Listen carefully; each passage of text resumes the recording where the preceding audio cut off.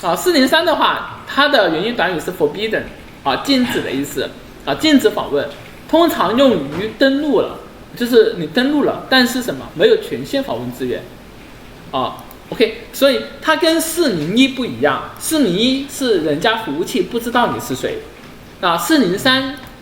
人家服务器知道你是谁正是因为知道你是谁，所以把你禁止了，因为你没有权限你的等级不够就是这个意思。那还有一个是什么？404是 not found 资源不存在，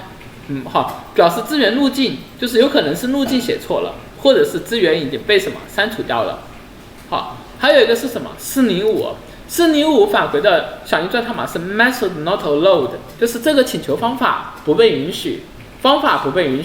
比如说他用 post 方法访问了只能用 get 方法的，只能接收 get 方法的接口，那经常就会返回一个是什么东西叫 method not allowed， 这个方法不被允许这个资源可能存在，但是这个请求方法不被允许。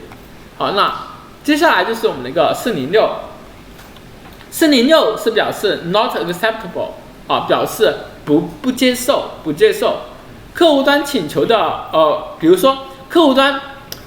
我们前面是不是客户端可以有一个标头叫 accept 嘛？表示客户端能够接受的资源的格式，它能够接受哪一些接受资源的格式。那如果客户端 accept 的那个格式，比如说我们就要写一个 text// 那但是服务器无法满足客户端请求的返回格式，服务器没法满足那这个时候我们就可以返回406 not acceptable 那比如说客户端只接受 timeline 格式的数据，但是服务器只能返回 JSON 格式的数据用于这种场景还有一个是什么？407的话是 proxy authentication required 需要代理认证那这个是和401是一样需要，但是是用于什么？代理服务器一样，你需要登录和401是一样的，但是是用于什么？代理服务器。那么408表示的意思是 request timeout 请求超时，客户端请求超时，那么服务器会返回此状态码并关闭连接请求超时那比如说你那个请求可能很大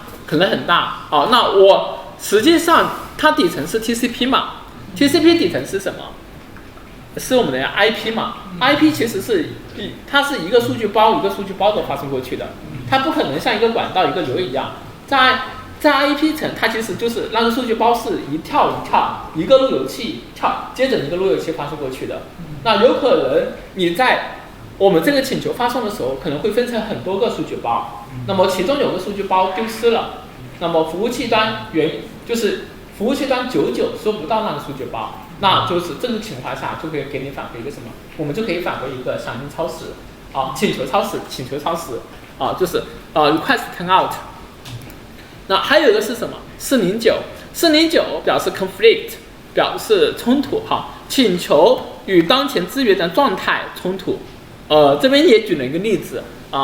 但是这个其实一般用的很少，真的用的很少比如说你在创建一个用户的时候，那个用户的名字已经被注册了我们用户名往往是唯一的，对吧比如说重复注册，那我们就可以返回一个 conflict， 那个你要创建这个资源，我们服务器已经有这个资源那一般情况下我们可能就返回400了只要标识是客户端错误就行了